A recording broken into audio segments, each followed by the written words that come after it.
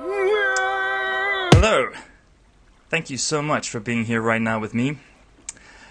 My name is Jared Woods. This is my Jared Talk, like TED Talk, but Jared Talk. Janthopodcast is the name I'm giving this. Was going to go with Godcast, but I felt like that might alienate some people. So, Janthopyism's podcast by me, Jared, the founder of Janthopyism. And yeah, I'm just really excited to do this, and I'm going to give you a quick explanation on what this is. So, Janthopyism is a spiritual practice, as well as a self-improvement program. It's philosophy, and I am looking forward to explaining that to you further. This is going well so far. There are 6 core books in Janthopoyism, but there are also 2 additional ones on either side. So there's books 1 to 6, but it starts with book 0, and it ends with book X. I'll go into more detail with that at the end. But how this is going to work is that for each book, I'm going to do one of these things. Just explaining it, just so that there's another format for this to be out there. And just hopefully, some people don't like reading. They'd rather listen to me. So, yeah, good luck with that. I do recommend that you check out the scripture while you listen to this, because there's it just will help assist it and kind of give you an easier kind of reference points and structure. But yeah, I'll put the link in the description of this video. And yeah, we're going to start with book 0 today, which is the fundamentals. It's the kind of stuff that is not extremely important to the core of Janthopoyism, but it's just kind of getting the small, obvious things out the way, kind of like a disclaimer or introduction. So let's start with the most obvious of them, and the first of the books, first chapter of book 0, titled "Janthopoyism is a Stupid Name," which is a direct quote from other people who have told me that. Sip of coffee, very casual. This is going to be super casual. Janthopoyism. So the name itself actually doesn't come from nowhere. It actually has meaning to it. The reason why it's named that is because it starts with a philosophy known as pantheism. Pantheism is the belief or the understanding that the entire universe as a collective is God, but don't get scared of the word God, because God has multiple definitions. Many ways we can look at that, but when it comes to one of the definitions of God that really does assist the pantheism argument is the concept of a higher power, or in this case, the highest power. It's kind of you can't really disagree, even from a scientific level, that the highest possible, somewhat measurable power that isn't based on assumptions or hypotheses would be the entire collection of the universe as one. So if there was such a thing as the highest power that we know of for sure, it would just be legitimately everything. This is, that's a very brief introduction. Don't worry too much about it if you think that sounds stupid, because book 1 is going to smash so deep into that shit you won't even know. So, yeah, hold your horses. For now, just know that pantheism is the trunk, Janthopoyism is a branch coming off the trunk. The reason why, where Janthopoyism kind of differentiates, I'm like tongue-twisting myself, differentiates itself from pantheism, is that we recognize that if everything is God, then everything has a bit of God in it, including ourselves. We believe that there is an emotional guidance system within all of us, which is, it's a New Age concept. That's not something that we've made up. But yeah, then the best way to kind of contribute to this universe, in this introductory time, is that you follow good emotions, and because joy is, arguably the best emotion you could possibly have, we derived the combination of the words to get panthojoism. Pantheism plus joy is panthojoism. Now, I this is just a personal thing. I hate the consonant P. It's such a aggressive popping sound. I understand, obviously, paganism and pantheism itself, kind of do have that, but the J is such a j sound. It's so much softer, and I think, obviously my name begins with J, Jared, and that might have something to do with it. But if you look at, the many other religious scriptures, the Abrahamic timeline of Jesus and Judaism and Jehovah and John the Baptist and Jah and Joseph, Jonah, Jeremiah, there's Job in Islam. Then there's also, in the East we get Jainism and, if you want to go weird, you go Jediism. But Jan is also the Roman god for beginnings and transitions, so it's kind of it's just nice. So a little bit of an anagrammic effect. Panthojoism became Janthopoyism, and what we also kind of nice. My good friend Dion, he came up with the joyist for short, which is so great. So J apostrophe oist. You are joyist, we are joyist. It's short for Janthopoist. Hey man, there's nothing better than that to describe what we're trying to do here. Next chapter, 0.2, concerns the logo. Cool. It's called Cool Logo. Not sure about the dots though. Also a direct quote from my friend Clint. Janthopoism symbol, and I do urge you to get it up on your screen as I go through this. It also has many little characteristics that are important to what we're teaching. The first is, you may notice the J. You can see it kind of coming down the center, and there's a dot at the bottom, and then it goes up into a tail. J, Janthopoism. Nice. Then you'll notice a circle, and there's bits in the circle and bits out the circle. This is very, very important to Janthopoism because we talk a lot about external and internal. Almost every single book, or every single book is either talking from one or the other perspective. There's always that duality of inner and outer. So you can see at the top there's that little bit, and there's those 4 dots at the bottom. Now the 4 dots are incredibly, or 5 dots are incredibly important and very specific to what we teach. It's they represent what we call the 5 skews of the skew system. That's book 5 in its entirety, so we'll get there. But each one represents kind of a category of your life that requires addressing to stop the external universe bombarding your mind and distracting you from your true path. The dot in the middle is a representative spirit, because it's kind of a bit of a crossover between the external and internal. Again, don't worry about any of this. That's book 5 is that big time. And then speaking of that, further down the line, book 6 is the pencil program, which I'll explain then and a little bit later. You can kind of see a pencil, can't you? There's a triangle figure sticking into the shape with the spirit dot. You can kind of see how a pencil would be symbolized in that. Purely, that was 100% intentional. That's a pencil tip. So, yeah. Yeah, and then just finally, and again, if you want to go check the scripture on this exact chapter, at the bottom there's a nice little chart where I've kind of tried to place other symbols, religious symbols, into our symbol and show how they slot together. Obviously, anything with a star can be connected with a triangle. Any symbol that has a circle very easily slots in. There's a bit of a crucifix effect at the top. And that was also very intentional to kind of show that this is not a religion trying to change religions. This is not trying to change beliefs.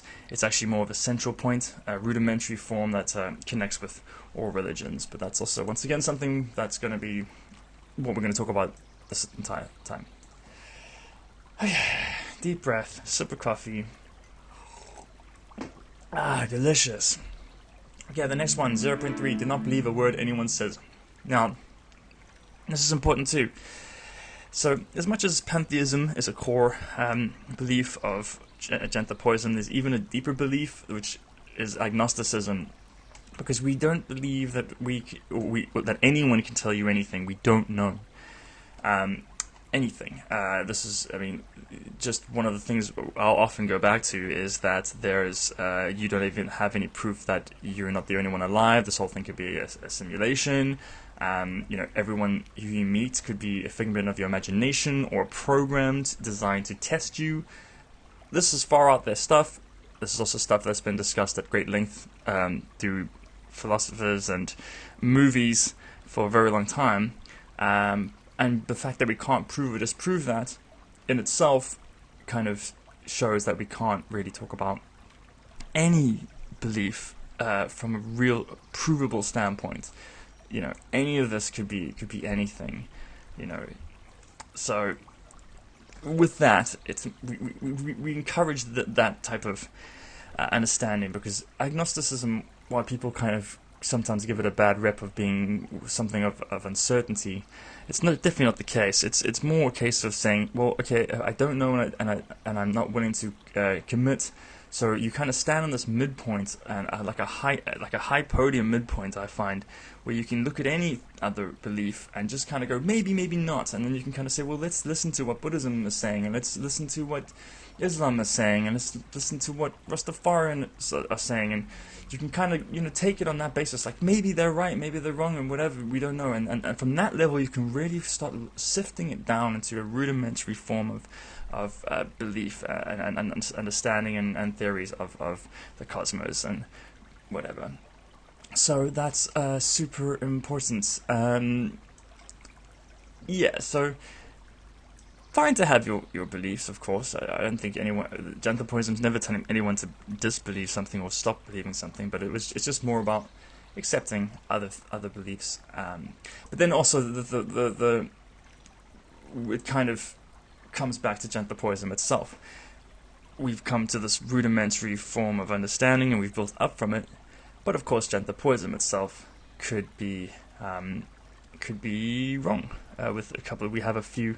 We try to keep it very loose in what we commit to, but there are some specifics that could potentially be wrong. But yeah, that's fine. The main thing here is when we talk about blasphemy in a Janthopodism sense, it would be to not use your mind and not think for yourself. And so that's, as soon as you have a conviction and you believe that what you believe is correct, that's your brain talking to your brain, and it's really, really crazy. And you the moment you start deciding that your brain is telling you the truth and you're definitely certain of something, all the other doors close, and then you'll get stuck, and you're going to find a whole bunch of confirmation bias in your reality, and you'll just continue to build this barrier around yourself where nothing can get in. And that's definitely not the Janthopodism way. We're trying to be open as possible. So yeah, the thing is, what I'm trying to say here is, with Janthopodism, just listen to what I'm saying and read what I'm saying, and if something rings true, that's great, and that's where you follow. And if it all rings true, that's awesome, and then you're really on my side.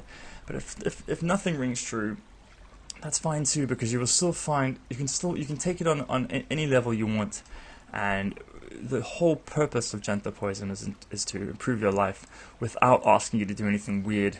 We'll never ask you to change your dietary things or worship some sort of a strange figure or wear any strange clothing. It's nothing about that. It's very much a free think for yourself, individualistic religion. So yeah, take it as symbolism, take it as metaphors, take it as absolute truth, take it however you feel you comfortable with it, but just try to take it, because the thing is, it really does have it will bring powerful results. That's a guarantee. That's why it's there. So yeah, follow the good vibes, man, follow the joy. Okay, so that brings us on to What If We're Wrong chapter. This is a new chapter, actually. This was placed in recently. It wasn't in the round 1 scripture, so this is actually quite recent. It was touched on in the previous chapter, but now we've expanded on it because I feel like it's extremely important, especially in this day and age. So,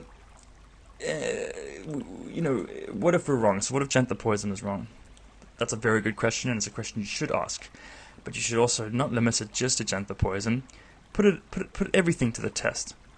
Everything that you possibly believe, to be true. Any other religious ideas or any ideas, philosophies that you've come up with, or even scientific results, you take it from that question basis. What if it's wrong? And I'm going to go into this because I think it's important. So, there are many beliefs in this world.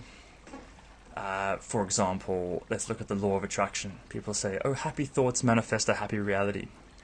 Okay, so what if they're wrong? Well, then they've spent their lives harnessing happy thoughts in the intention to make their lives happier. If they're wrong, that's fine, because they've still done this thing where they've lived a positive life and try to keep good thoughts, and so even in the case of being incorrect, it's gonna be beneficial. Then you get a lot of Abrahamic faiths that believe that anyone who disagrees with them are on the side of the devil, that when they die they will go to hell and burn. So now you have to ask yourself, okay, fine, but what if you're wrong about that? Then you've been an arsehole to people and you've treated them really badly based on your own arrogance, that you were correct and that they were incorrect. And if you're wrong, then that's just such a horrible energy to be passing to people and making other people feel worse and making you feel better. That's a bad way. If you're wrong, that's bad. On the counter side, a lot of Abrahamic religions teach that charity and pursuit of love and service will grant them an access to a beautiful afterlife. Or a lot of Eastern traditions, obviously, with reincarnation, they believe if you dedicate your life to just goodness, that you'll be reincarnated into a better space. And it's like, what if you're wrong? Okay. But then you've spent your life doing good stuff and helping other people and improving their lives. Like, that's an admirable way to live your life. And so if you've done that and you're wrong, no worries, because you've done this beautiful, beautiful thing. And then you go into people who believe that there's like lizards controlling the world, aliens that are like, eating children and stuff like that. And it's like, okay, fine. What if you're wrong? Then it's like you've just spent so much of your life, this precious life, living in fear, spreading that fear, and being paranoid of the entire social system and the development of it, and just really, really just using your brain in a way and it's so unprovable, and you've just tortured yourself and tortured those around you, and that is just a really horrible thing to be wrong about. So that's kind of what I'm trying to say. I'm not saying that any of those things are right or wrong. They could all be wrong, they could all be right, some of them could be right, some of them could be wrong. Probably a bit of truth in all of them, you'd find.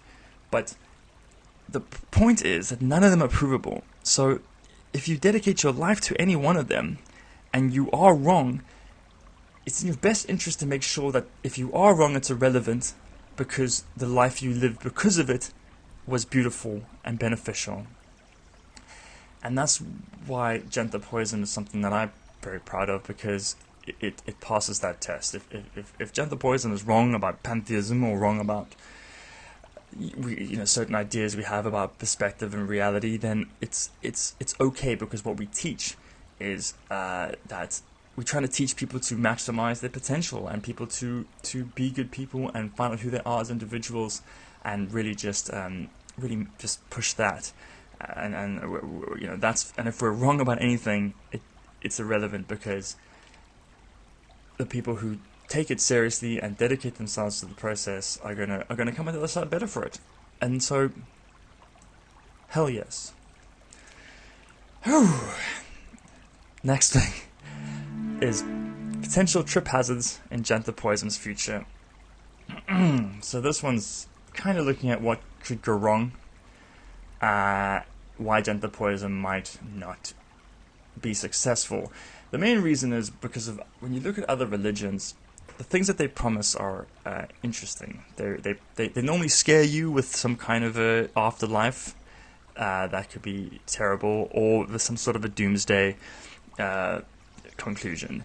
And using that, they give you advice, often restrictive advice, in order to have an afterlife that's better. And yeah, and they also have these, they often say, oh, you follow this way, you let Jesus into your heart or whatever, and you're going to get this instant fulfillment, which is, sure, that can work for some people, but Janthopoism doesn't do anything like that. We're very much about finding a core message in all religions, and offering practices that don't care about the afterlife. They're about the life right now, and it's not an easy fix thing. It's the practice side of Janthopoism. It takes time, and it takes a bit of dedication. But all good things in the world do. If you want to learn an instrument, you can't just pray that. You can't just get it overnight. Maybe you can sell your soul to the devil. That's one of the things that they say. But in an actual provable reality, if you want to develop a skill, whether it's dancing or it's sport or it's spirituality, you gotta practice it, and you've got to put a bit of dedication. So Janthopoism, that's what we're all about. So yeah, but we're also very much about encouraging thinking for yourself. We're not going to spoon feed you anything. So that could also be a downfall, because a lot of religion kind of give you an A to B to C kind of guidance, whereas Janthopoism is a little more like general and vague, in order to appeal to everyone, to hopefully inspire them to go deep inside themselves and find the solution that is going to be unique to them, because everyone is exceptionally unique. Yeah, and just this is the one part that I always feel really strange about, but I have to just quickly go a little bit autobiographical. I'm talking about myself, and just say, yeah, I'm scared, because I'm my own person, and I'm a human, and I make mistakes, and I'm also I'm very lucky because of the practices I've done with Janthopoism, but also even just as a young kid, I always had a fairly good idea of what I wanted to do with my life, and it was all very creative stuff. I like to make art, but the art that I make can be quite questionable sometimes. I do enjoy offensive stuff, and I do like making jokes of stuff. So I can imagine if Janthopoism really took off and people look towards me as some kind of representative, they're going to find some questionable material, and it's going to be then it's going to reflect badly on the religion, which is annoying, because I refuse to do anything but be true to myself. So if it alienates me as a person, fuck them, because that's exactly what the point is of Janthopoism. Some people you connect with, some people you don't. I'm not looking to connect to everyone, but I hope that Janthopoism connects with everyone. That's something that I do believe. So I don't want to ever say that I'm the figure. I'm the founder, and I'm the writer, and I'm now talking about it, but it's like, I am not Janthopoism at all. I'm still trying to be more Janthopoistic in my life. Every day I move, that's what my goal is. But I also fuck up, so yeah, I just wanted to make that clear, and I hope that one day, if Janthopoism explodes, that people don't look to me too hard as the kind of leader and figurehead of this. I'm kind of hoping that the figurehead's out there, and one day this message reaches them, and someone just takes it over, like the Jesus of Janthopoism. I'm looking forward to that, and as I say in the scripture, maybe it's you, might be you. Okay.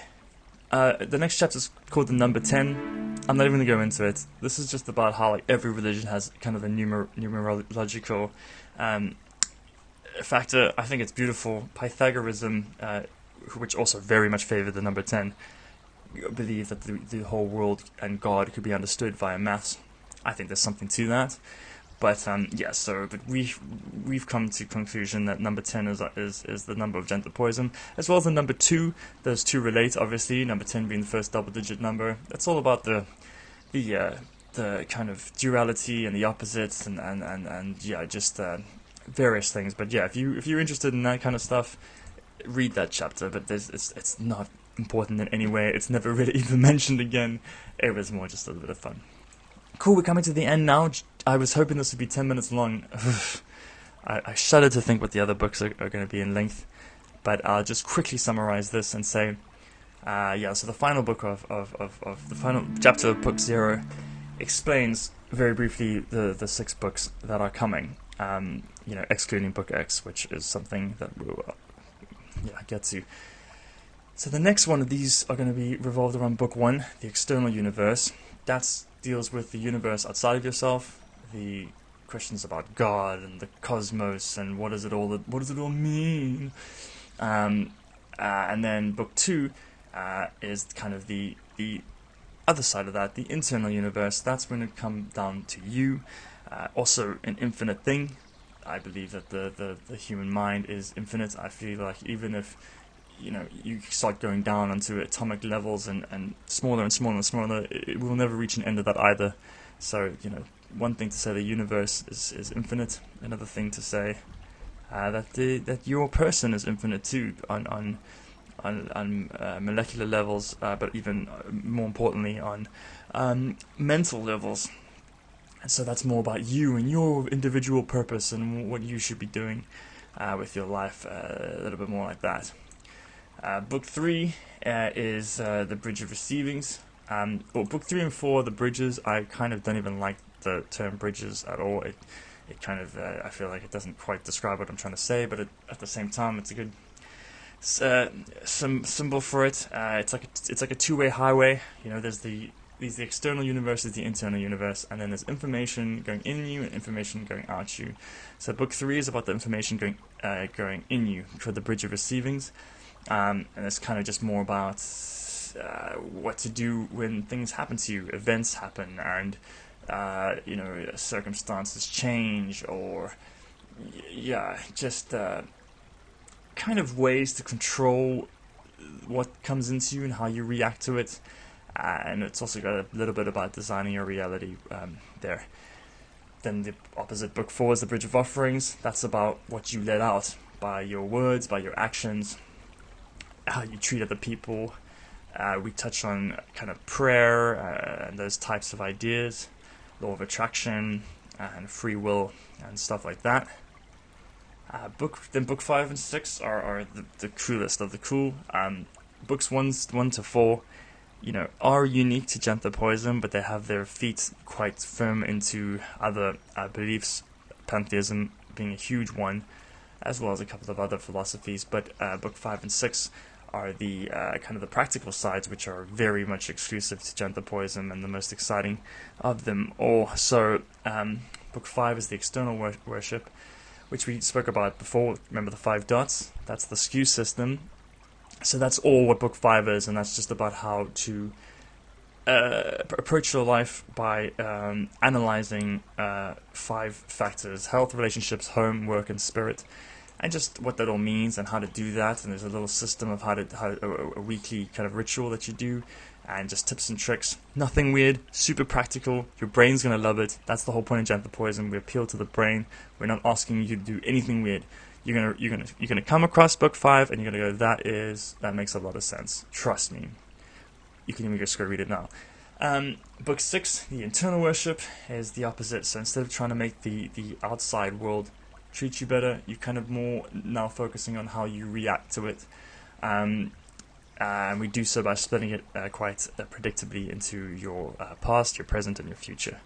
A lot about how you keep your energy chilled and how to keep your then to find your true path, what you should be doing with your time, and how to stick to that, and that kind of stuff. So also a very awesome one, Book 5 and 6.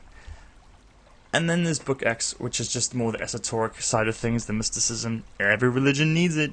All of them have it. So luckily, this wasn't forced at all. It came quite naturally, just about how the cosmology, the cosmology, the kind of reality perception and how to command your reality better, as well as the very every religion, I believe, needs some sort of a prediction for the future.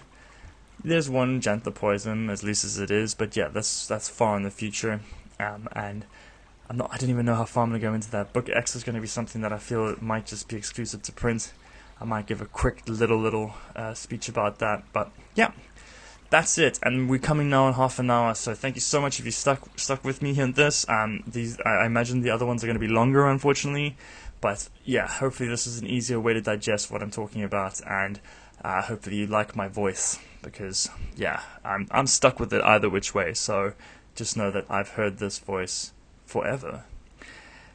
Yeah, so great. So yeah, that's it. Thank you very much, and I will be sending the second one very, very soon. I haven't thought of some kind of a fancy ending strapline, but yeah, maybe I'll get one soon. But just lots of love to you today.